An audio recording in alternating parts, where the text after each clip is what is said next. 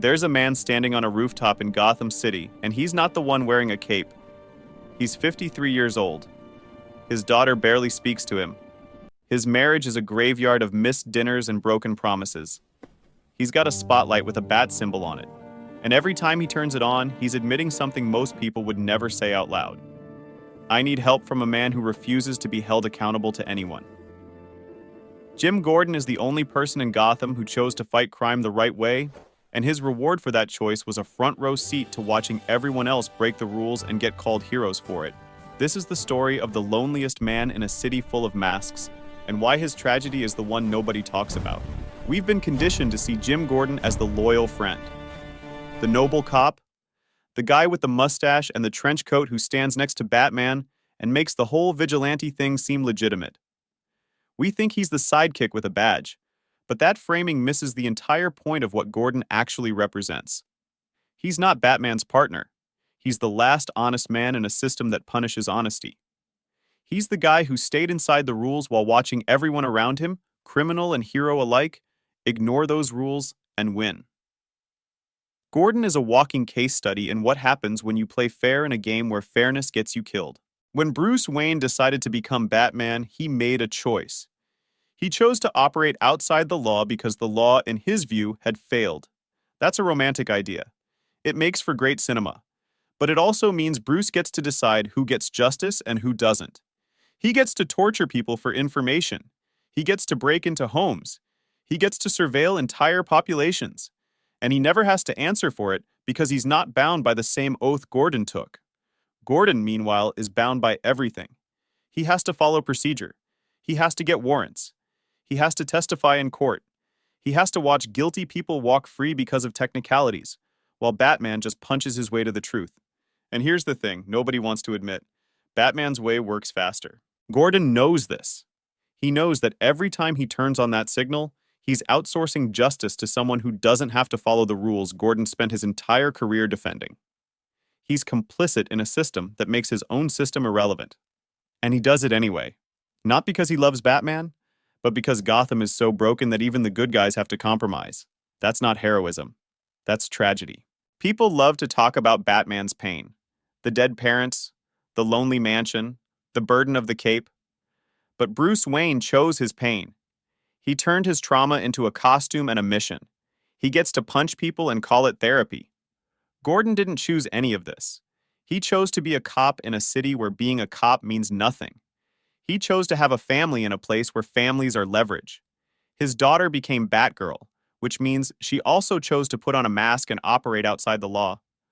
Gordon couldn't even keep his own child from joining the circus. He lost her to the same world that swallowed Bruce. Except Bruce had billions of dollars and a butler. Gordon had a pension and a coffee maker that barely worked. And let's talk about what Gordon actually sacrifices. His wife leaves him. His colleagues think he's either corrupt or insane. Half the force hates him because he won't take bribes. The other half hates him because he works with a vigilante. He's too clean for the dirty cops and too dirty for the idealists. He exists in this bizarre purgatory where nobody trusts him completely. And he can't even defend himself, because defending his relationship with Batman means admitting that the legal system he represents is a failure.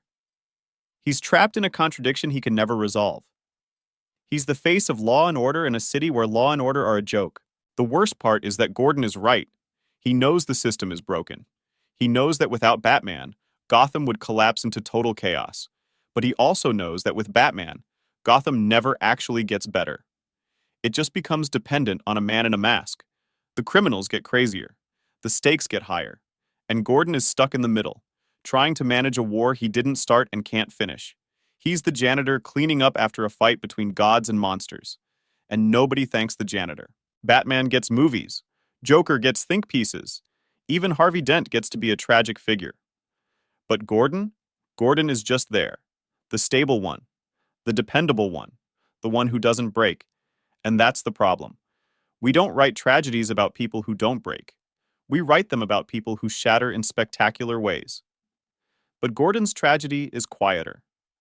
It's the slow erosion of a man who keeps showing up to a job that doesn't value him, in a city that doesn't deserve him, for a cause that's already lost. He's the only character in Gotham who actually believes in the system. and the narrative punishes him for it. Batman gets to be the legend. Gordon gets to be the footnote. The guy who turned on the light so someone else could save the day. He's the ultimate supporting character in his own life. And the cruelest irony is that he knows it. He knows he's not the hero of this story. He's just the guy who makes the hero possible. There's a scene in almost every Batman story where Gordon stands on that rooftop waiting. The signal is on. The city is burning. And he's just standing there, hoping that this time Batman shows up. That's his entire existence. Waiting for someone else to fix things. He's the most powerful cop in Gotham, and he's powerless. He has a badge and a gun and the weight of the law behind him, and none of it matters. Because in Gotham, justice doesn't come from the system. It comes from a billionaire with childhood trauma and a weapon budget that could fund a small country. And Gordon accepts this, not because he's weak, but because he's pragmatic. He's the only person in Gotham who understands that ideals don't stop bullets, that morality doesn't save lives when the Joker is holding hostages. He compromises his principles every single day, not because he's corrupt, but because he's smart enough to know that purity is a luxury Gotham can't afford. He's the tragic hero who doesn't get a hero's ending. He just gets older, more tired, more alone. The story of Jim Gordon is the story of what happens when you do everything right and still lose. When you follow the rules in a world that rewards people for breaking them. When you sacrifice everything for a cause that history won't even remember you fought for. He's the only real victim of Batman's war because he's the only one who never wanted to be part of it. He just wanted to be a good cop. And Gotham turned that into a curse. So the next time you see that spotlight in the sky, don't think about the hero who's coming. Think about the man who turned it on. The man who's been standing on that rooftop for 30 years, watching his city burn, waiting for someone else to save it. Jim Gordon is the loneliest man in Gotham, not because he's alone, but because he's the only one who knows that none of this was ever supposed to be his job. And he shows up anyway, every single night. That's not a sidekick. That's a tragedy dressed up as duty. And nobody's writing his story. They're too busy watching the guy in the cape.